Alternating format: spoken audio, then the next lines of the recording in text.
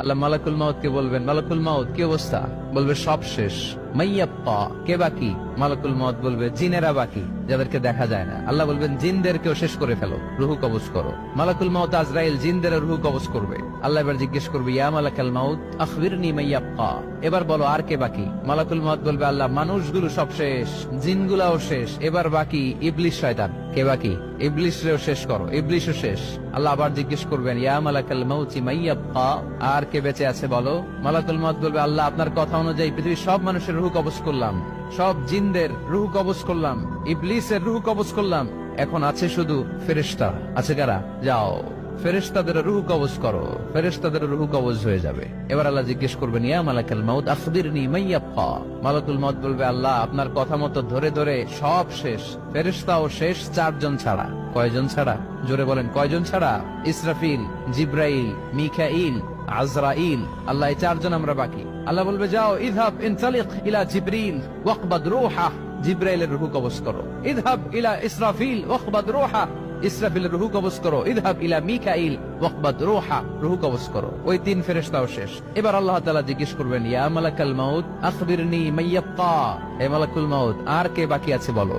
মালাকুল মাউত বলবে, আল্লাহ আপনার কথা মতো মানুষগুলো শেষ, জিনগুলো শেষ, ইবলিস শেষ, আমার বাকি 3 ভাই ইসরাফিল, মিকাইল, জিব্রাইলও শেষ, শুধু আমি, শুধু আমি। আল্লাহ বলবেন, কেউ নাই? মালাকুল মাউত বলবে, না আল্লাহ কেউ নাই। এবার আল্লাহ তাআলা বলবেন, মালাকুল মাউত তুমি তো সবাই রে মারছো, এবার তুমি মরো, এবার তুমি মরো, তুমি মরো। শোনার সাথে সাথে মালাকুল মাউতের কাঁপুনি ছুটে যাবে, খিঁচুনি এসে যাবে ভয়ে। আল্লাহ বলবেন, কাঁপুনি দিয়ে তো লাভ নাই, কারণ কুল্লু নাফসিন যায়িকাতুল। রব্বুল আলামিন বলবেন, মালাকুল মাউত কেঁদো না, এটাই দুনিয়ার বিধান, আমি আল্লাহর দেয়া বিধান, এটাই জন্মালেই মরতে হয়। যাও জান্নাত জাহান্নামের মাঝখানে একটা জায়গা আছে, জায়গাটার নাম হলো আরাফ। এই আরাফের মধ্যখানে যে দাঁড়াও, ওখানে যে মালাকুল মাউত কাঁপতে থাকবে।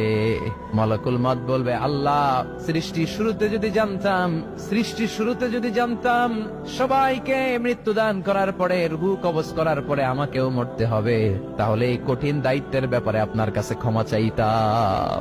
আজকে আমারও যে ভাগ্য বরণ করে নিতে হবে সৃষ্টির শুরুতে, আমি এটা কল্পনাই করতে পারি নাই। আল্লাহ বলবেন, নো টক, মুত ইয়া মালাকাল মাউত, মর, মরে যা, মুত, মরে যাও।